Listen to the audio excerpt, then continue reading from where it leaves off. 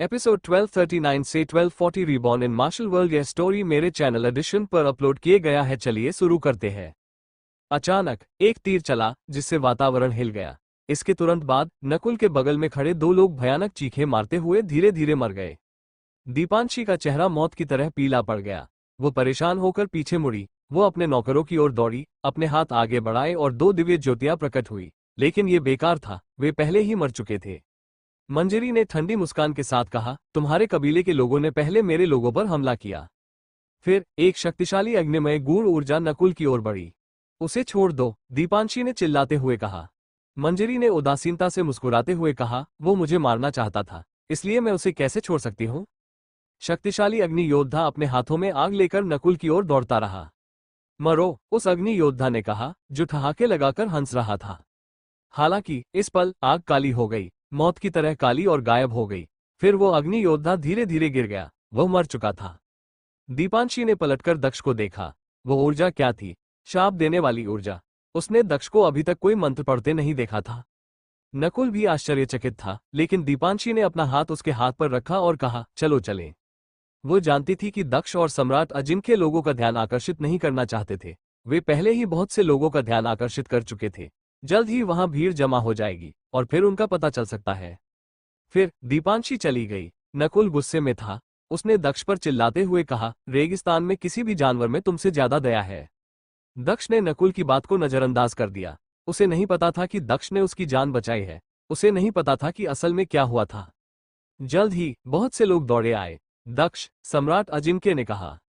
हाँ, दक्ष ने सिर हिलाते हुए कहा। वह जानता था कि सम्राट अजिंक्य का क्या मतलब था। उन्होंने फिर से अपना चेहरा बदल लिया। दीपांशी, हमारे जाने के बाद चलो अलग हो जाएं। कृपया अपना ख्याल रखना। दक्ष ने दीपांशी से कहा। ठीक है, तुम भी अपना ख्याल रखना। दीपांशी ने कहा। वो जानती थी कि दक्ष को क्या करना है। दीपांशी, दूर से किसी ने कहा। वो अमोल और कुछ युवक थे। चाचा, अमोल ने दक्ष और सम्राट अजिंक्य से कहा। क्या सहयोग है, लेकिन दुर्भाग्य से हमें कुछ काम करने हैं, इसलिए हमें जाना चाहिए। दीपांशी ने सम्राट अजिंक्य और दक्ष को अपने साथ खींचते हुए कहा। नकुल गुस्से में दिखा और उसने कहा, वे लोग विदेशी हैं, वे आसानी से अपना चेहरा बदल सकते हैं। एक पल में ऐसा लगा जैसे समय रुक गया हो। अमोल ने दीपांशी को ठंडे अंदाज में देखा। उसे ऐसा लग रहा था कि उसे बेवकूफ बनाया गया है। उन्हें पकड़ो, अमोल ने चिल्लाते हुए कहा। दीपांशी ने कभी नहीं सोचा था कि नकुल उसके साथ ऐसा कुछ करेगा। चलो चलें, दीपांशी ने दक्ष और सम्राट अजिंक्य से चिल्लाते हुए कहा। फिर जब वे भागे तो उनकी छायाएं झिलमिला उठी। रमाकांत, अमोल ने चिल्लाते हुए कहा। उसकी आवाज दूर तक फैल गई। बफर जोन 9 महान दिव्य महलों का केंद्र था, इसलिए आसपास के सभी महलों के पहरेदारों ने उसकी आवाज सुन ली। अमोल ने उन्हें नहीं छोड़ा। उसने दीपांशी का पीछा करते हुए पूछा, मुझे धोखा क्यों दिया? दीपांशी ने उसे गुस्से से देखा। अमोल इतनी जोर से चिल्ला रहा था कि और लोग आ जाएं। अमोल, मैं तुम्हें जानती भी नहीं हूं, इसलिए मैं तुम्हें धोखा नहीं दे सकती। तुम मेरे लिए कुछ भी नहीं हो। दीपांशी ने कहा। ठीक है, अमोल ने कहा। अमोल गुस्से में था। उसने शांत रहने की कोशिश की और कहा, दीपांशी, तुम एक देवी हो, इसलिए तुम्हें उन लोगों की रक्षा करने के लिए सजा मिलनी चाहिए जो सेलिस्टियल धीवर पैलेस द्वारा वांछित है। कोई बात नहीं, दीपांशी ने कहा। इधर जब नकुल ने उनकी बातें सुनी तो उसे दोषी महसूस हुआ। वो बहुत ज्यादा आवेगी था। शायद अब दीपांशी मर जाएगी। अगर दक्ष ने एक पल पहले हमला नहीं किया होता तो तुम मर चुके होते, और आश्चर्यजनक रूप से तुमने उसे धोखा दिया। दीपांशी ने नकुल से कहा। वो वास्तव में हताश दिख रही थी। उसने कहा, नकुल, तुम सबसे बुरे किस्म के इंसान हो। दीपांशी के शब्दों ने नकुल के दिल पर वार किया। दक्ष ने उसकी मदद की थी? कैसे? यह वो कैसे हो सकता है? नकुल ने कहा। नकुल अपना सिर हिलाता रहा। उसे यकीन नहीं हुआ। मैंने इसे अपनी आंखों से देखा। और कौन तुम्हारी मदद कर सकता था? दीपांशी ने कहा। दक्ष और सम्राट अजिंक्य भागते रहे जबकि लोग उनका पीछा कर रहे थे। भले ही वे सम्राट नहीं थे, लेकिन वे स्वर्गीय स्तर के शीर्ष योद्धा थे, इसलिए समूह के दो नेता विशेष रूप से मजबूत थे। छोटी दुनिया और बड़ी दुनिया का स्पेस अलग अलग है। ऐसा लगता है कि यहाँ सम्राट भी शून्य क्षेत्रों में नहीं जा सकते। बचकर निकलना बहुत मुश्किल होगा। दक्ष, तुम जाओ, अगर मैं रुक जाऊं तो तुम्हें बचकर निकलने का मौका मिल सकता है। सम्राट अजिंक्य ने कहा। अगर वो ऐसा करेंगे तो वो मर सकते हैं। दक्ष ने सोचा, कुछ सम्राट हमारा पीछा कर रहे हैं। दक्ष, तुम्हें यहां से चले जाना चाहिए। सम्राट अजिंक्य ने कहा। हालांकि दक्ष अचानक रुक गया। उसने भागना जारी नहीं रखा। शिक्षक, वे मुझे मारना नहीं चाहते। इसके अलावा मैं देखना चाहता हूं कि उन्होंने पहले ही कितने लोगों को पकड़ लिया है। इसके बजाय आप जाइए। दक्ष ने अपने शिक्षक से टेलीपैथी का उपयोग करते हुए कहा। सम्राट अजिंक्य को विश्वास नहीं हुआ, क्योंकि दक्ष रुक गया। सेलेस्टियल धीवर पैलेस, जो इंपीरियल असैसिन यूनियन को नियंत्रित करता था, वे प्रतिभाशाली लोगों को मारना नहीं चाहते थे, बल्कि उनका उपयोग करना चाहते थे। सम्राट अजिंक्य अलग थे, वे एक घायल सम्राट थे, इसलिए वे उनके लिए बेकार थे। अगर उन्होंने उन्हें पकड़ लिया तो वे उन्हें मार देंगे। शिक्षक, आप जाइए, दक्ष ने सम्राट अजिंक्य से चिल्लाते हुए कहा। फिर सम्राट अजिंक्य ने दौड़ना जारी रखा। इस समय उन्हें समझ में नहीं आ रहा था कि क्या सोचना है, लेकिन वो क्या कर सकते थे। दक्ष ने पहले ही खुद को बलिदान कर दिया था, इसलिए सम्राट अजिंक्य केवल भाग सकते थे। इधर रमाकांत ने दक्ष को देखा और सम्राट अजिंक्य का पीछा किया। क्या तुमने सच में सोचा था कि वे मुझे पकड़ सकते हैं? दक्ष ने राक्षसी ऊर्जा के साथ साथ तलवार ऊर्जा छोड़ते हुए कहा। मरो, दक्ष ने कहा। तलवार की रोशनी आसमान में फैल गई। जो दक्ष का पीछा कर रहा था वह भयभीत हो गया, क्योंकि उसने देखा कि दक्ष की तलवार की रोशनी ने उसे 2 टुकड़ों में काट दिया। उसके पीछे वाले अचानक रुक गए, वे डरे हुए लग रहे थे।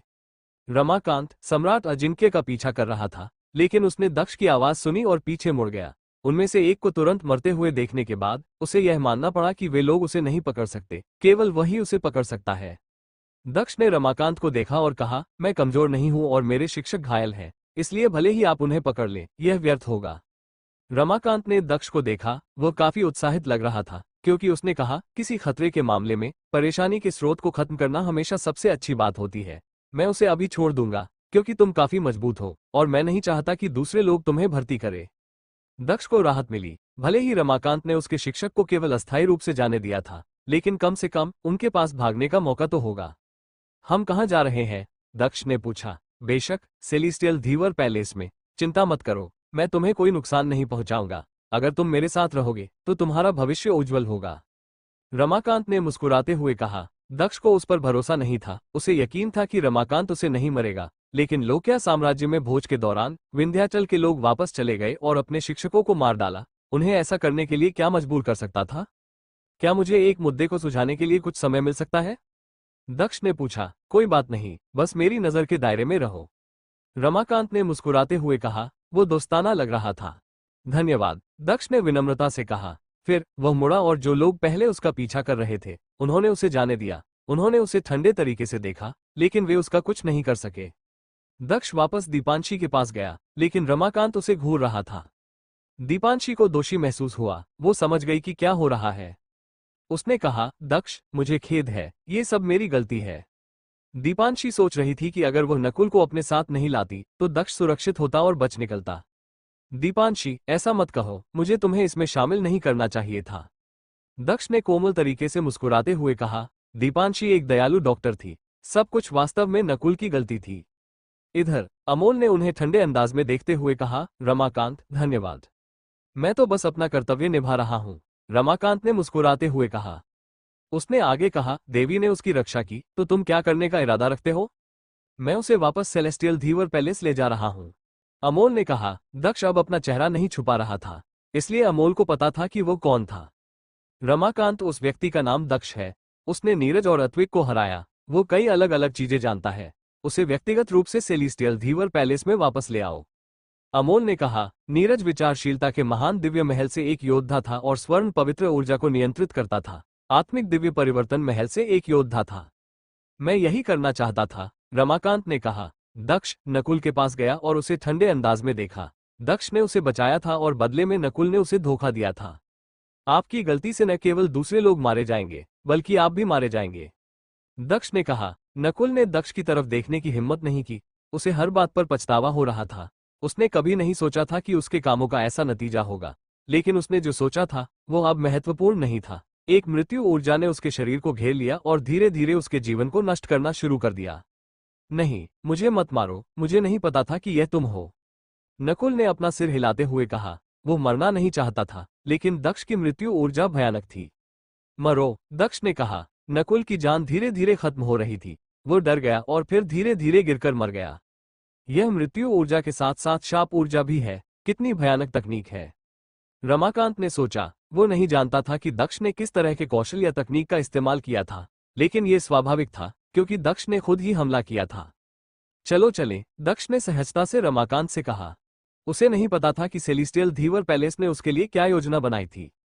कृपया, रमाकांत ने दक्ष से विनम्रता से कहा। दक्ष ने दीपांशी की ओर सिर हिलाया और वे दोनों हवा में उठ गए। भले ही वे बफर जोन में थे, लेकिन वे स्पष्ट रूप से दूरी से सेलेस्टियल धीवर पैलेस देख सकते थे। बाकी सभी 8 महल एक जैसे ही थे। वे बहुत दूर थे, लेकिन क्योंकि वे विशाल थे, इसलिए बफर जोन से वे सभी दिखाई दे रहे थे। रमाकांत और अमोल ने दक्ष और दीपांशी का पीछा किया। वे ज्यादा दूर नहीं रहे, ताकि अगर दक्ष कुछ करने की कोशिश करे तो वे उसे संभाल सके। थोड़े समय बाद वे महल में पहुंच गए, सेलेस्टियल धीवर पैलेस। दक्ष फुसफुसाया। दक्ष ने अपना सिर उठाया और महल को देखा। ऊपर जाओ, रमाकांत ने कहा। दक्ष और दीपांशी सीढ़ियों पर चढ़ गए। अंत में वे एक समतल क्षेत्र में पहुंच गए। रमाकांत, उसे मुख्य हाल में ले जाओ। मैं मास्टर ऋषिकेश को सूचित करने जा रहा हूं, अमोल ने रमाकांत से कहा। रमाकांत ने सिर हिलाया।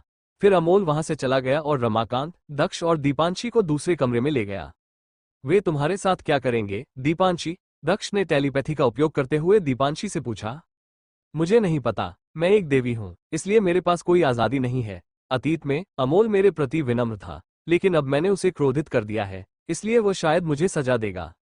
दीपांशी ने दुखी होकर कहा। उसका जीवन अमोल के हाथों में था। दक्ष, मेरी चिंता मत करो। मैंने मास्टर ऋषिकेश के बारे में सुना है। वो एक भयानक सम्राट है। वो कुछ विशेष कौशल जानता है, जो लोगों की आत्माओं पर छाप छोड़ सकता है, जिससे उन्हें सेलेस्टियल धीवर पैलेस का पालन करने के लिए मजबूर होना पड़ता है। अमोल ने कहा कि वो उसे सूचित करने जा रहा था, इसलिए हो सकता है कि वो तुम्हारे साथ ऐसा करने की योजना बना रहे हैं, दीपांशी ने कहा। दक्ष ने भौहें सिकोड़ ली। उसे इस बारे में सोचना चाहिए था। ऐसे कौशल का उपयोग करने वाले लोगों को हराना आसान नहीं है ना? मेरा मतलब है, वे किसी छोटी दुनिया से नहीं है। दक्ष ने कहा। दक्ष, अपनी छोटी सी दुनिया से निकले लोगों को कम मत आंको। भले ही मुझे विवरण नहीं पता, लेकिन तुम्हारे जैसे लोग जो बाहर निकलते हैं, वे अविश्वसनीय रूप से प्रतिभाशाली और उत्कृष्ट होते हैं। जब तुम्हारे जैसे लोग बड़ी दुनिया में आते हैं, तो महान प्रभावशाली शक्तियां उन्हें पालती हैं, उनके लिए सबसे उपयुक्त कौशल और तकनीकें चुनती है। वे कम से कम शक्तिशाली तो होते ही हैं, दीपांशी ने कहा। यहाँ के लोग हमेशा तभी किसी समूह में शामिल होते हैं जब वे पर्याप्त रूप से मजबूत हो जाते हैं, जैसे कि ड्रैगन रिज माउंटेन। अगर आप पर्याप्त रूप से मजबूत हैं, तो आप ड्रैगन रिज माउंटेन के योद्धा भी बन सकते हैं। आपको कुछ भी भुगतान करने की आवश्यकता नहीं है। ड्रैगन रिज माउंटेन में अध्ययन करने वालों का सभी लोग सम्मान करते हैं। अगर वे लोग आपको नोटिस करते हैं, तो आप भाग्यशाली होंगे। इसके अलावा ड्रैगन रिज माउंटेन कुछ भी नहीं थोपेगा। आप अपनी पसंद का जीवन चुन सकते हैं। जब आप पर्याप्त रूप से मजबूत होते हैं, तो आप वहां रह भी सकते हैं या अन्य समूह चुन सकते हैं। सेलेस्टियल धीवर पैलेस जैसे समूह जो अपने लोगों को नियंत्रित करना चुनते हैं, वे ड्रैगन रिज माउंटेन जितने शक्तिशाली नहीं है, दीपांशी ने कहा। हालांकि सेलेस्टियल धीवर पैलेस अपने नियंत्रण वाले लोगों को ड्रैगन रिज माउंटेन के लोगों से मिलने नहीं देगा, अन्यथा वे उन्हें खो सकते हैं, दीपांशी ने कहा। हालांकि सेलेस्टियल धीवर पैलेस अपने नियंत्रण वाले लोगों को ड्रैगन रिज माउंटेन के लोगों से मिलने नहीं देगा, अन्यथा वे उन्हें खो सकते हैं, दीपांशी ने कहा। जिस हॉल में वे ठहरे थे, वहां सन्नाटा था। रमाकांत, दक्ष और दीपांशी के पीछे खड़ा था, ताकि यह सुनिश्चित कर सके कि वे कोई मजाकिया हरकत न करें। दक्ष बहुत घबराया हुआ था। अगर वे उसके शरीर पर नियंत्रण कर लेते, तो वो बर्बाद हो जाता। हालांकि वो विरोध नहीं कर सकता था, अन्यथा वे उसे मार देते। अब उसे बस अपनी किस्मत पर भरोसा करना था। उनमें से कुछ शक्तिशाली योद्धा सैकड़ों या हजारों सालों तक जीवित रहे थे, तो वे कितने शक्तिशाली हो सकते थे, इसकी कल्पना करना कठिन था। मैं ठीक हो जाऊंगा, दक्ष ने खुद से सोचा। वो खुद को खुश करने की कोशिश कर रहा था। भले ही कुछ लोग उसे नियंत्रित करें, कम से कम वो जीवित रहेगा। दक्ष और दीपांशी इस समय एक जैसे थे। उसका दिल जोर से धड़क रहा था और वह अपनी जान गंवाने से बहुत घबरा रही थी। टैप टैप, दक्ष ने कुछ कदमों की आवाज सुनी। फिर 2 लोग आए। उनमें से एक अमोल था, जबकि दूसरे ने नकाब पहना हुआ था, लेकिन उसकी आंखें विशेष रूप से बुरी लग रही थी। दक्ष की ईश्वरीय चेतना हिंसक रूप से हिल गई जब उसने उन आंखों को देखा। मास्टर ऋषिकेश, रमाकांत ने सम्मानपूर्वक झुकते हुए कहा। मास्टर ऋषिकेश ने ऐसा व्यवहार किया जैसे उसने उसे देखा ही ना हो। उनकी सामाजिक स्थिति बहुत ऊंची होगी। मास्टर ऋषिकेश में दक्ष को घूरते हुए भयानक ऊर्जा जारी की। अचानक दक्ष को लगा कि उसके विचार अस्त व्यस्त हो रहे हैं। उसे पहले भी ऐसी अनुभूति हुई थी, जब वह विंध्याचल सागर के प्राचीन युद्ध के मैदान में उस महिला से मिला था, जिसने ड्रीम ऑफ लाइफ की ब्रह्मांडीय ऊर्जा का उपयोग किया था। तुम सेलेस्टियल धीवर पैलेस से हो। तुम सेलेस्टियल धीवर पैलेस में पैदा हुए थे। तुम सेलेस्टियल धीवर पैलेस के लिए मरोगे। सेलेस्टियल धीवर पैलेस तुम्हारा सब कुछ है। दक्ष के दिमाग में एक आवाज आई। वो उन सूचनाओं के टुकड़ों को दक्ष के दिमाग में छापना चाहता था। नहीं, ऐसा कैसे हो सकता है? मैं जल्द या बाद में सेलेस्टियल धीवर पैलेस को नष्ट कर दूंगा। दक्ष ने सोचा। दक्ष ने विरोध करना शुरू कर दिया। वो बहुत दृढ़ था, लेकिन वह आवाज उसके दिमाग में गूंजती रही। जैसे जैसे समय बीतता गया, दक्ष का प्रतिरोध कम होता गया, ताकत उस पर हावी होने लगी और मास्टर ऋषिकेश की आवाज सुनते ही वो सब कुछ भूल गया। दक्ष, दीपांशी ने चिल्लाते हुए कहा। उसका चेहरा पीला पड़ गया था। हालांकि एक शक्तिशाली ताकत ने अचानक उसका दम घोट दिया। रमाकांत ने अमोल पर नजर डाली और एक भयानक शक्ति ने दीपांशी को घेर लिया, उसे हॉल के बाहर धकेल दिया। अमोल को पता था कि मास्टर ऋषिकेश को परेशान नहीं किया जा सकता। ये प्रक्रिया का एक महत्वपूर्ण क्षण था। वह भी हॉल से बाहर चला गया, केवल दक्ष और मास्टर ऋषिकेश को साथ छोड़कर। बहुत देर बाद मास्टर ऋषिकेश ने कहा, सो जाओ, एक बार जब तुम जग जाओगे तो तुम्हारे पास एक नया जीवन होगा। दक्ष ने धीरे से अपनी आंखें बंद कर ली, मास्टर ऋषिकेश की आज्ञा का पालन किया। फिर वो सो गया और धीरे धीरे फर्श पर गिर गया। मास्टर ऋषिकेश भी थका हुआ लग रहा था, जो उसके मुखौटे के छेदों से उसकी आंखों से देखा जा सकता था। उसने अपनी आंखें बंद कर ली और फिर उन्हें फिर से खोला। फिर उसने दक्ष को उठाया और उसे हॉल से बाहर ले गया। दक्ष सो रहा था, इसलिए उसे नहीं पता था कि क्या हो रहा है। उसकी ईश्वरीय चेतना के इर्द गिर्द कुछ सफेद रोशनी चमक रही थी। यह एक ब्रह्मांडीय ऊर्जा थी, मास्टर ऋषिकेश की छाप। लेकिन अचानक रोशनी बहुत तेज हो गई, बहुत तेज, मानो कुछ दक्ष को उनसे बचा रहा हो। वो असफल हो गया था। उस समय मंदिर में दूत ने दक्ष की ईश्वरीय चेतना में कुछ डालने की कोशिश की थी, लेकिन वह भी असफल हो गया था। मास्टर ऋषिकेश के साथ भी अब यही हुआ था। मास्टर ऋषिकेश दूत जितना शक्तिशाली नहीं था, इसलिए उसे इसका एहसास नहीं हुआ। वो दक्ष को सोते समय दूसरी जगह ले आया। उसके लिए दक्ष पहले से ही उसके नियंत्रण में था। जागने के बाद दक्ष एक नया व्यक्ति होगा और वो सेलेस्टियल धीवर पैलेस के लिए काम करेगा। दूसरे खूबसूरत कमरे में दीपांशी ने अमोल को ठंडे अंदाज में देखा। वो बहुत कमजोर थी, लेकिन फिर भी उसे उम्मीद थी कि हर कोई अपनी दुनिया में आजाद हो सकता है और कोई भी किसी को नियंत्रित नहीं कर सकता। लेकिन अब दक्ष, एक अच्छा नौजवान, सेलेस्टियल धीवर पैलेस के लिए एक दुष्ट दानव में बदलने जा रहा था। तुम मेरे साथ क्या करने जा रहे हो? दीपांशी ने अमोल से पूछा। अमोल उदासीन दिख रहा था। वो सेलेस्टियल धीवर पैलेस का वंशज था, इसलिए उसका सामाजिक दर्जा ऊंचा था। हालांकि वह बिगड़ा हुआ नहीं था। वह जो चाहता था उसे पाने के लिए संघर्ष करता था। वह जानता था कि उनकी दुनिया में बहुत सारे मजबूत योद्धा हैं। अगर वो उसे मजबूर करता तो वो आसानी से दीपांशी को पा सकता था, लेकिन वो उसे अपना बनाने के लिए काम करना चाहता था। अमोल को नहीं पता था कि दीपांशी उसे नापसंद नहीं करती थी। वो सिर्फ सेलेस्टियल धीवर पैलेस को नापसंद करती थी। वो जानती थी कि अमोल उसके लिए अच्छा था, लेकिन वो सेलेस्टियल धीवर पैलेस से कोई लेना देना नहीं रखना चाहती थी। अगर अमोल किसी दूसरे समूह से होता तो शायद चीजें अलग होती। मैं तुमसे सच में प्यार करता था, लेकिन चिंता मत करो, मैं किसी ऐसी लड़की का शोषण नहीं करूंगा जो मुझसे नफरत करती है। छोटी दुनिया के उन लोगों में से कई को पकड़ लिया जाएगा, और जब समय आएगा तो हमें समारोह आयोजित करने के लिए किसी की आवश्यकता होगी। उस समय तुम ऐसा करोगी। अमोल ने कहा। दीपांशी के चेहरे के भाव काफी बदल गए और फिर वह मौत की तरह पीली पड़ गई। उसने कहा, अमोल, तुम का। वो स्पष्ट रूप से जानती थी कि इसका क्या मतलब है। ये तुम्हारे लिए सम्मान की बात है। हो सकता है कि कुछ अविश्वसनीय लोग तुम्हें यौन रूप से खुश कर सकें। अमोल ने कहा। 846,324 पिन। उसने आगे कहा, तुम्हारी जनजाति के बारे में चिंता मत करो, मैं उनके लिए एक और अच्छी डॉक्टर ढूंढ लूंगा। तुम्हारी जनजाति के लोग उससे प्यार करेंगे और वे तुम्हें भूल जाएंगे।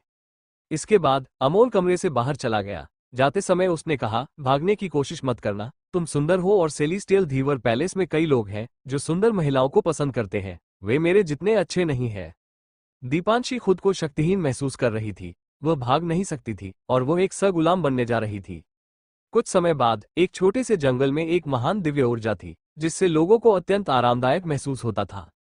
मास्टर ऋषिकेश वहां बैठे थे जब बैंगनी कपड़े पहने कोई व्यक्ति आया। मास्टर ऋषिकेश उसे देखकर चौंक गए।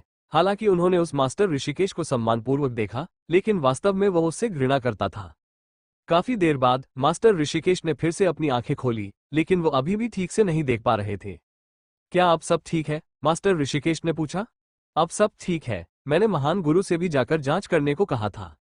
बैंगनी वस्त्र पहने व्यक्ति ने आदरपूर्वक कहा। ठीक है, मास्टर ऋषिकेश ने सिर हिलाते हुए कहा। उसने दक्ष की ओर देखा, जो उसके बगल में लेटा हुआ था। दक्ष ने अपनी आंखें खोली। वो कुछ देर से जागा हुआ था, लेकिन वो महसूस कर सकता था कि मास्टर ऋषिकेश उसे देख रहा था। वो खड़ा हुआ और मास्टर ऋषिकेश और बैंगनी कपड़े पहने उस व्यक्ति के सामने झुक गया। फिर उसने सम्मानपूर्वक कहा, मास्टर। मास्टर ऋषिकेश ने दक्ष को भावशून्यता से देखा। 7वें स्वर्गीय स्तर के योद्धा को नियंत्रित करना उसके लिए आसान था, इसलिए उसे गर्व महसूस नहीं हुआ। उसने पहले ही 1000 साल तक उस तकनीक का अभ्यास किया था और वो कभी असफल नहीं हुआ था। वो निम्न स्तर के सम्राटों को भी नियंत्रित कर सकता था। ठीक है, मास्टर ऋषिकेश ने कहा। मास्टर ऋषिकेश अंततः खड़े हुए और दक्ष से कहा, मेरे पीछे आओ। जी मास्टर, दक्ष ने सम्मानपूर्वक कहा। बैंगनी कपड़े पहने मजबूत योद्धा ने दक्ष को देखा और उनके पीछे चला गया। लेकिन बैंगनी कपड़े पहने योद्धा ने दक्ष के उसके बगल में चलने का इंतजार किया और फुसफुसाते हुए कहा, यह मास्टर की छोटी सी दुनिया है। मुझे पता है कि आपके पास अभी भी आपकी पुरानी यादें हैं, लेकिन यहाँ आपको अपने मास्टर की बात सुननी चाहिए और सेलेस्टियल धीवर पैलेस का सम्मान करना चाहिए। मैं समझ गया, दक्ष ने सिर हिलाते हुए कहा, और फिर उसने कुछ और नहीं कहा। थोड़ी देर बाद वे जंगल से बाहर निकल गए और कुछ लोग उनकी नजर में आए। दक्ष ने शांति से उनकी तरफ देखा। उसने अपने कुछ परिचित लोगों को पहचान लिया। विशाल, नवीन, युवंश, वे उससे पहले पकड़े गए थे। उनके अलावा एबीस अफसरों से जितेंद्र और भव्यांश भी थे। निशांत ने लोगों को भागने में मदद करने के लिए अपने परिवर्तन मंत्र का इस्तेमाल किया था, लेकिन वो उन सभी की मदद नहीं कर सका। ताकत एक चीज थी, किस्मत दूसरी। लेकिन ऐसा लग रहा था कि जितना उसने अनुमान लगाया था, उससे कहीं अधिक लोग बच निकले थे। उन लोगों ने भी दक्ष को देखा, हालांकि वे आश्चर्यचकित थे, खासकर भव्यांश और आकाश नगर के शिष्य। ये केवल एक अजीब एहसास था। उनके लिए सेलेस्टियल धीवर पैलेस अब उनके लिए सब कुछ था। वे दक्ष को देखकर आश्चर्यचकित थे, इसलिए उन्होंने उसकी ओर सिर हिलाया। दक्ष गुस्से में था। वो मास्टर ऋषिकेश को मारना चाहता था, लेकिन उसे खुद पर काबू रखना था। किसी को नहीं पता था कि उस पर काबू नहीं पाया जा सकता था। वो अभी भी सेलेस्टियल धीवर पैलेस में सुरक्षित था। बाद में उसे भागने के अवसर मिलेंगे। आओ, मास्टर ऋषिकेश ने लोगों में से एक से कहा। यह विंध्याचल का एक व्यक्ति था। वो लंबा था और आक्रामक दिख रहा था। उसे मार डालो, मास्टर ऋषिकेश ने दक्ष की ओर इशारा करते हुए कहा। दक्ष चौंक गया। मास्टर ऋषिकेश उसकी ताकत की जांच करना चाहता था। आह, वो व्यक्ति चिल्लाया और दक्ष की ओर भागा। दक्ष ने दमनकारी ऊर्जाओं को महसूस किया, लेकिन दक्ष ने हिम्मत नहीं हारी। वह नहीं चाहता था कि मास्टर ऋषिकेश उस पर शक करे। एक विशालकाय हाथ करीब आया, लेकिन दक्ष ने अपने हाथ ऊपर उठाए और बदले में राक्षसी ऊर्जा जारी की। दोनों मुट्ठियां टकराई और दक्ष के पैरों के नीचे की जमीन फट गई। आह, उस योद्धा ने चिल्लाते हुए कहा। उस योद्धा ने अपना सिर उठाया और अचानक वह विशालकाय हो गया। वो एक वानर में बदल गया था। उसकी आवाज से पत्थर फट गए और दक्ष का दिमाग भी हिंसक रूप से हिल गया। वो भव्यांश से भी अधिक शक्तिशाली था। उसके पास पहले से ही स्वर्गीय स्तर के शीर्ष की ताकत थी। ब्रेक, दक्ष ने गुस्से से चिल्लाते हुए कहा। उसने बल छोड़ा और उसे आगे फेंक दिया। विशालकाय बंदर के फिर से चिल्लाने पर आसमान हिल गया। दक्ष की ईश्वरीय चेतना हिंसक रूप से हिल गई। ऐसा लगा जैसे उसका सिर फटने वाला है। आखिरकार वो बंदर शायद 100 साल से वहां था। भले ही वो ब्रह्मांडीय स्तर को नहीं तोड़ पाया था, फिर भी वो बहुत मजबूत था। अगर उसके पास भाग्य के बीज होते तो क्या तुम्हें लगता है कि वो सम्राट बन जाता? मास्टर ऋषिकेश ने बैंगनी कपड़े वाले व्यक्ति से फुसफुसाते हुए पूछा। अगर यह निश्चित था कि कोई व्यक्ति स्वर्गीय स्तर के शीर्ष पर फंसने वाला था, तो उन पर भाग्य के बीज बर्बाद करना बेकार था। मास्टर, उसे पहले 1000 से गुना की गई शक्ति की आवश्यकता है। अगर वो यह नहीं सीख सकता है, तो हमें उसे कोई शक्ति देने की आवश्यकता नहीं है, बैंगनी कपड़े वाले व्यक्ति ने कहा। मास्टर ऋषिकेश ने जवाब नहीं दिया और लड़ाई देखना जारी रखा। बंदर अब जमीन पर था और दक्ष उस पर भयंकर हमले कर रहा था। वो व्यक्ति पहले से ही बंदर को हरा सकता है। इस साल लोग 100 साल पहले की तुलना में बहुत अधिक शक्तिशाली है। ये बहुत बुरा है कि उन कचरे के टुकड़ों ने उनमें से केवल कुछ को ही पकड़ने में कामयाबी हासिल की, मास्टर ऋषिकेश ने कहा। फिर उसने कहा, उससे उसका नाम पूछो, फिर उसे पर्पल आर्मी में ले जाओ। जी मास्टर, बैंगनी कपड़े वाले व्यक्ति ने कहा। मास्टर ऋषिकेश ने सोचा कि दक्ष बेहद मजबूत था। पर्पल आर्मी में शामिल होने वाले लोगों में केवल अपनी क्षमताओं पर भरोसा करके ब्रह्मांडीय स्तर को तोड़ने की क्षमता थी। ठीक है, मास्टर ऋषिकेश ने कहा। बंदर पागल हो रहा था, लेकिन मास्टर ऋषिकेश ने लड़ाई रोक दी। बंदर फिर शांत हो गया। मास्टर ऋषिकेश ने कहा, पहले कुछ दिनों तक उस पर ध्यान देना। फिर वो चला गया। तुम्हारा नाम क्या है? बैंगनी कपड़े वाले व्यक्ति ने पूछा। दक्ष ने शांति से उत्तर दिया। दक्ष झूठ नहीं बोल सकता था। भव्यांश और अन्य लोग वहां थे। वो अपनी ताकत भी नहीं छुपा सकता था। भव्यांश और अन्य लोग मास्टर ऋषिकेश द्वारा नियंत्रित थे, इसलिए वे किसी भी असामान्य चीज की रिपोर्ट करेंगे। ये कपड़े पहन लो, बैंगनी कपड़े वाले व्यक्ति ने दक्ष को बैंगनी कपड़े देते हुए कहा। दक्ष ने कुछ नहीं कहा और उन्हें पहन लिया। फिर बैंगनी कपड़े वाले व्यक्ति ने कहा, अब तुम तितर बितर हो जाओ, लेकिन तुम मेरे पीछे आओ। फिर सभी लोग तितर बितर हो गए और बैंगनी कपड़े वाला व्यक्ति दक्ष को एक दिव्य स्थान पर ले गया। दक्ष बिना कुछ कहे उसके पीछे चला गया। वो सुरक्षित था, यही काफी था। कुछ समय बाद बैंगनी कपड़े वाला व्यक्ति और दक्ष एक दिव्य वन में पहुंचे, जहां पहले से ही कई अन्य लोग बैठे थे। वे साधना का अभ्यास कर रहे थे और उनकी आंखें बंद थी। उन्होंने भी बैंगनी वस्त्र पहने हुए थे। दक्ष उनकी ऊर्जा को महसूस नहीं कर सका, इसलिए वे शायद बहुत शक्तिशाली थे। अगला एपिसोड जल्दी आएगा। टू सब्सक्राइब करो मेरे चैनल एडिशन को और हाँ, लाइक कमेंट शेयर करना ना भूले।